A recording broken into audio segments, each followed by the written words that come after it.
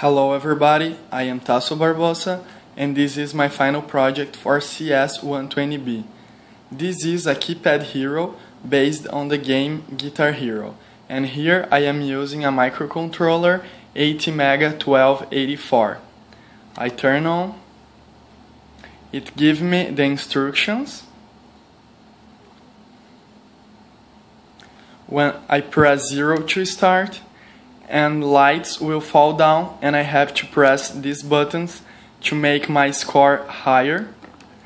And then I'm keeping track of notes in sequence, and as I reach 5 notes it will increase my multiplier, which will increase my score. This is the previous high score. I press 0, goes to the beginning, 0 again, start the game. Now I will play.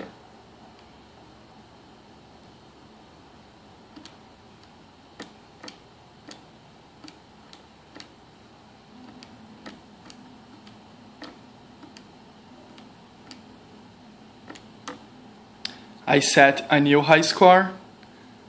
I press 0, go to the beginning, the game restart, and I press this button to restart the game when I want.